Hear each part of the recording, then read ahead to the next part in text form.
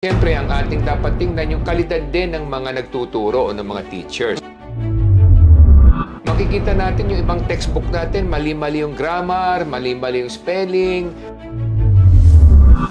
K-12 na program na ba yan? May epekto ba yan? Kaya nag-decline din ito o nagkataon lang na pa-decline na talaga yon at 2018 lang nagsimula yung resulta na pabagsak ng IQ ng mga Pilipino? Lumalaganap na kabubuan sa Pilipinas. Yan ang lumalabas dito sa isang article na i-publish noong December 12, no? So, sinasabi dito na ayon sa 2022 Program for International Student Assessment or yung PISA, bumaksak na ang IQ ng mga Pilipino at mga batang Pilipino na yung mga 15 years old ay 5 taon na daw behind sa kapwa nila mga Southeast Asian counterparts. Kumbaga, yung kaalaman at pag-iintindi ng mga 15-year-old natin ay katumbas lang ng mga 10-year-old ng mga galing sa ibang bansa tulad ng Asia at Southeast Asia. Hindi pa pinag-uusapan dito yung mga mas nasa mayayamang bansa. So, sino may kasalanan nito at anong magandang solusyon dito, Dad? Anong nakikita mo dito? Ito ngayon ang paksa na tatalakayin natin. Siguro ang una nating dapat gawin, suriin natin kung ano yung naging sanhi ng ganitong klaseng kalidad ng ating edukasyon. Bakit tayo ngayon na bigyan na napakababang grado at ano ang pwede natin mga gawin? Ang una sa nakikita nating mga dahilan ay yung nutrisyon din ng mga kabataan natin, no? Kung kulang o mali ang nutrisyon nila, syempre yung development ng kanilang mga brain cells naapektuhan din yon. Pangalawa, syempre, ang ating dapat tingnan yung kalidad din ng mga nagtuturo o ng mga teachers. No? Kasi kung yung ating mga guro mismo, medyo hindi rin natitrain ng maayos, nagkakaroon din to ng epekto sa pagtuturo nila sa mga kabataan natin. Pangatlo, tingnan din natin yung mga training modus natin o mga textbooks natin. No? Kung titingnan natin o susuriin natin yung nakaraan, makikita natin yung ibang textbook natin, mali-mali yung grammar, mali-mali yung spelling. Mukhang may problema rin tayo sa pagsasala ng mga supplier ng mga textbook at ng mga educational materials na nakakaapekto rin sa ating mga kabataan at sa kanilang kaalaman. Kaya ngayon ang titingnan nating dahilan. Sa akin, ang nakikita kong dahilan, basically, 3 hanggang 4 na problema. Una, nutrisyon. Pangalawa, yung mga guro na dapat mas magandang training nila at suporta sa kanila para sila mas makapagturo na maayos. Pangatlo, yung kalidad ng mga educational materials na ginagamit sa ating mga paaralan. At pang-apat, syempre ang problema natin na titingnan natin, yung katayuan ng mga mag-aaral. Kasi kung yung mga mag-aaral mismo hindi makapag-aral na maayos dahil nga wala silang mga laptop o computer o wala silang magamit ng mga tools na para matulungan sila, especially off school, para matuto sila kahit na wala sila sa paaralan, nakakaapekto talaga yun sa development ng kanilang kaalaman. Dad, ang tingin mo dun sa ayon sa data na to, nagsimula yung decline simula nung 2018. So, kung titignan natin, 2018, medyo na-implement na dito yung K-12 Yung K-12 na program na ba yan? May epekto ba yan? Kaya nag-decline din ito o nagkataon lang na pa-decline na talaga yon at 2018 lang nagsimula yung resulta na pabagsak ng IQ ng mga Pilipino? Well, kasi kung titingnan natin, noon pa lamang mga dekada 2000 or 1998, something like that, talagang medyo na iba-iba na yung takbo ng ating educational system at program, no?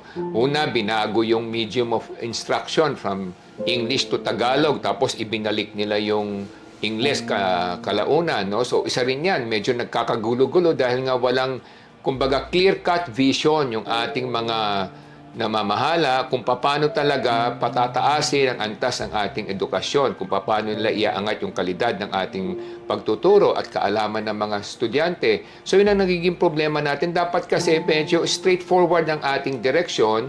Kinakailangan wag pabago-bago, saka dapat clear-cut tayo, hindi yung kung ano lang yung napupusuan natin, kung ano sa tingin natin maganda, yun ang gagawin natin. Unawain natin sana yung buong katayuan ng buong mundo. Kasi kung hindi ka talaga marunong magsalita ng Ingles at kulang yung kaalaman sa Ingles, malaking problema yan. Kasi nga, lahat ng mga kumpanya ngayon nangangailangan ng mga empleyado na at kahit na paano nakakaintindi ng English because we are now one global community. Kung titingnan natin ang business community natin ngayon, international yan. It's all weaved together, no? So kung hindi ka marunong magsalita ng English, paano ka magkakaroon ng magiging OFW? Mahihirapan ka. Paano ka matatanggap ng mga multinationals o ng mga BPOs, mga call centers? Mahihirapan ka rin. Kahit naman mga kumpanya rito sa Pilipinas na maraming kliyente sa abroad, mahihirapan ka magtrabaho sa kanila kung hindi ka marunong magsalita ng Ingles. So, dapat unified yung ating system na meron tayong patutunguhan. Yung K-12 naman, nakadagdag pabigat pa yan kasi instead na mapagaan yung kalbaryo ng mga pamilya, lalo na, siyempre 70% o 80% ng ating population, medyo hirap ang kanilang kinikita, may kakulangan sila sa kanilang hanap buhay. So, kung dadagdagan pa natin yung kalbaryo nila ng isang taon, hindi naman talaga makakatulong ito sa ating lipunan. Dapat niyan, instead na dinagdagan ng taon, kahit na paikliin pa, pero gandahan na lamang yung kalidad. Para na sa ganun yung ating mga estudyante, mas matuto ng maayos. Yun ang nakikita natin doon.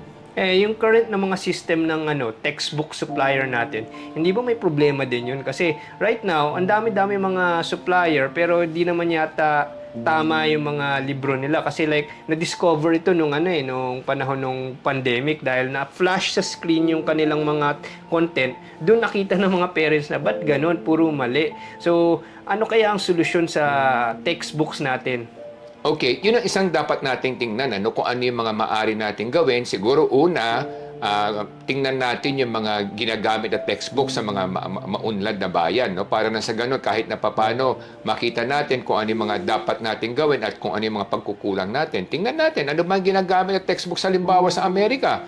Ano yung ginagamit na textbook sa Briton, sa katulad o kaparehas na antas ng pag-aaral? Para na sa ganun, kahit na papano, meron tayong benchmarking, meron tayong kumbaga meron tayong titingnan at papantayan o higitan pa kung hanggat maaari. Kasi kung meron tayong batayan, mas madali natin maiangat at maitama yung mga mali. Pangalawa, yung mga supplier din ng mga textbook at mga educational materials. Bakit natin nililimit lamang sa ating mga current supplier? Ba't hindi natin buksan ito para pati mga international supplier makasama at lalo na doon sa mga supplier ng mga matatagumpay na bansa para sa ganun kahit na paano ma-adapt natin yung kanilang technology, yung kanilang kalidad para na sa ganun mas madaling matuto yung ating mga estudyante o kung hindi man at least matuto sila sa mga international standards at mga educational procedures.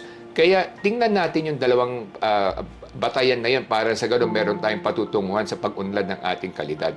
Yung nga yung actually na gusto kong isuggest kasi I agree with you, Dad, kasi yung nakikita ko sa mga private schools pero hindi sa public schools, meron na sila yung mga tinatawag na IB, yung International Baccalaureate, kung saan yung curriculum nila is based dun sa America and mga Western countries. Kaya talagang pag private school ka, lamang na lamang ka compared sa mga taong nag-public school.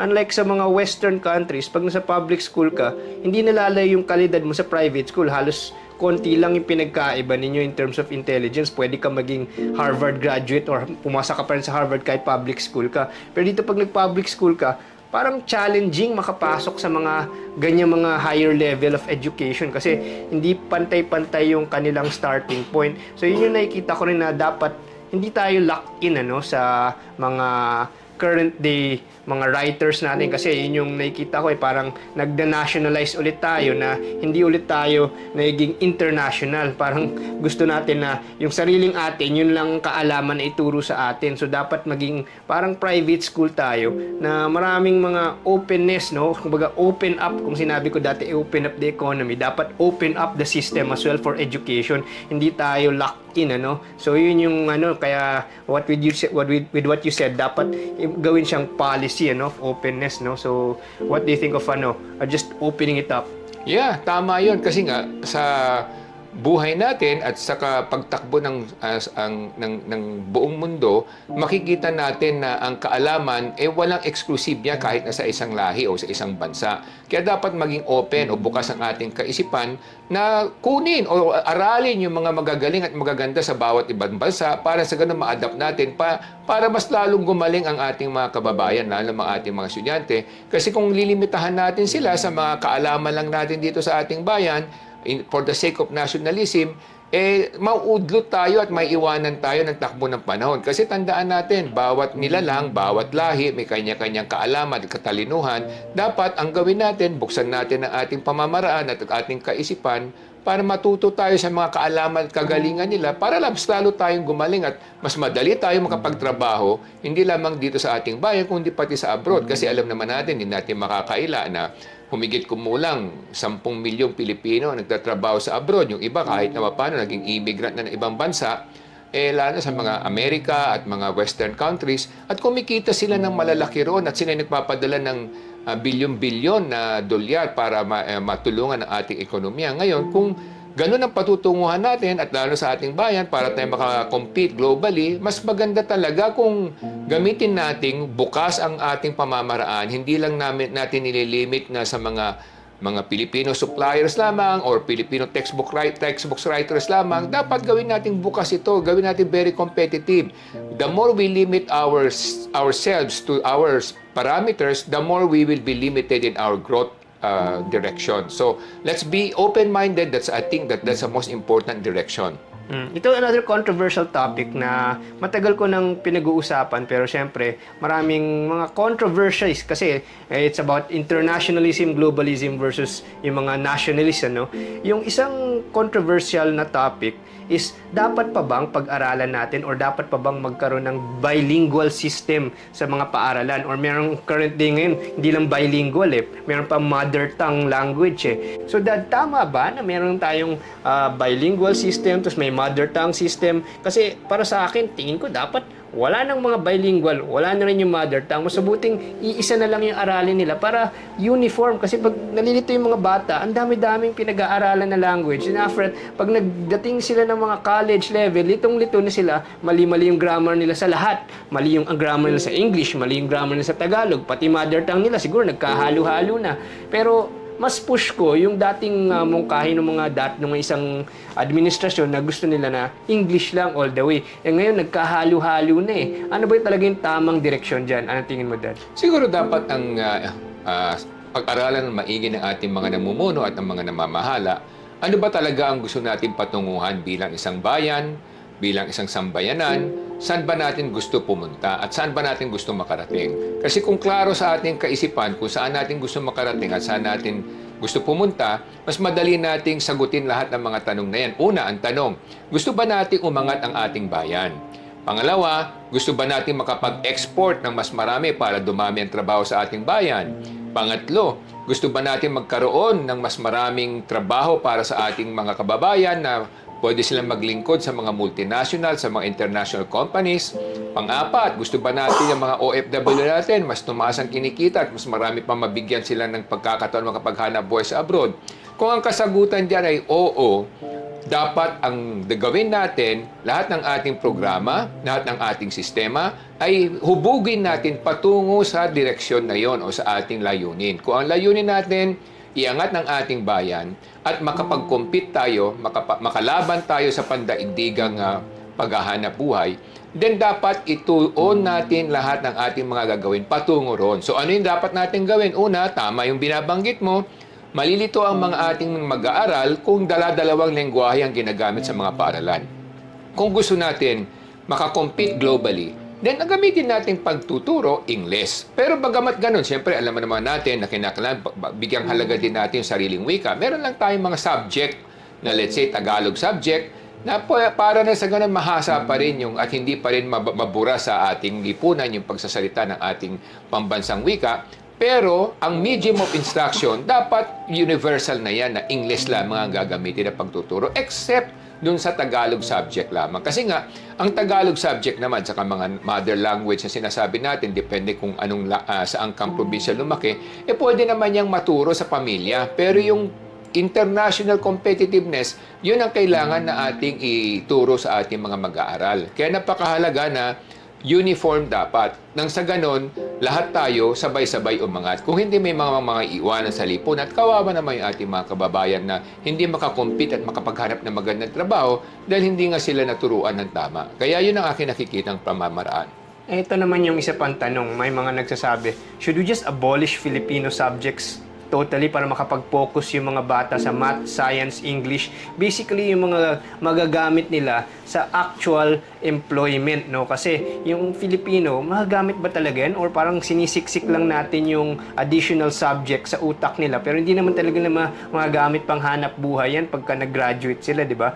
Para makapag-focus naman lang sila sa mga tools and mga subjects na talagang giginhawa ang buhay nila at magiging productive. Hindi yung siniksik mo pa ng additional na pampadagdag na hindi naman nila magagamit.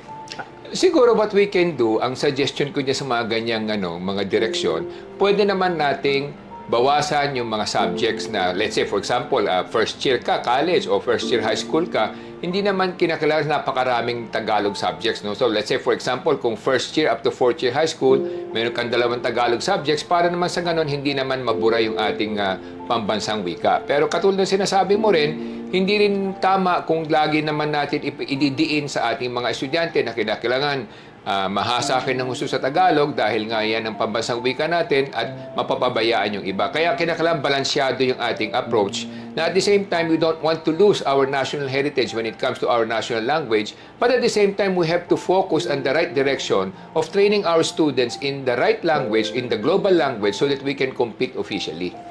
Yun nga yung huling topic na ano mas importante, kultura o productivity, kultura o hanap buhay. Kasi kung masyado natin binibigyan emphasis yung kultura, syempre nagkakaroon tayo ng more subjects, more pabigat sa mga tao at hindi sila nakakapag-focus sa mga things that are really essential for actual progress. Kaya yun yung things that I wanted to also talk about with you.